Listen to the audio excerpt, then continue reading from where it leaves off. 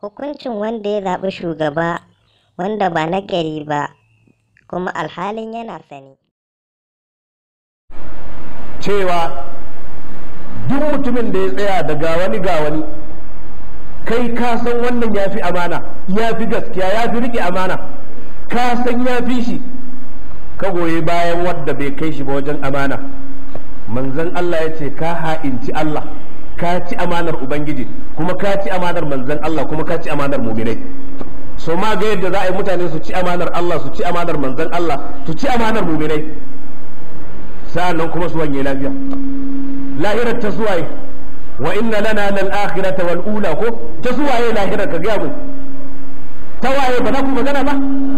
Lahirar ta suwaye, to za ka koma gurinsa, kuma ka ci amanarsa shi Allah, kuma ka koma wajen Allah, ka koma wajen manzo Allah. Lahirar tasu ce, kuma ka ci wannan amana. Allah ba zai kyale ba. Dan haka wallahi kowa kada ku ɗauka cewa wannan zaben ba amana ba ce. Wallahi amana ce, amana ce, dole ka auna. Ba ka da wani mutum wai cewa a wata jam'iyya, mutum ake da bukata kawai, mutum, ko daga jam'iyyar 'yan sama ya fito, mutum ake bukata.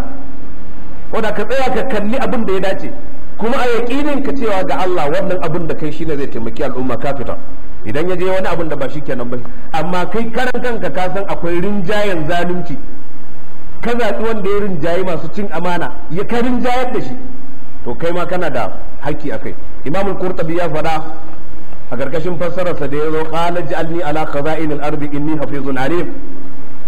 Yace hatta 'yan takara waɗanda za su zo su tsaya, ko sun kai mutum nawa, su karan kansu yace idan kowa ya san akwai wanda ya fi shi amana sannan ya tsaya da shi, to ya cuci al'umma, sai Allah ya tambaye shi. Shi karan kansa tukunna ya tsaya ma da wanda ya fi shi amana, cin amana ce.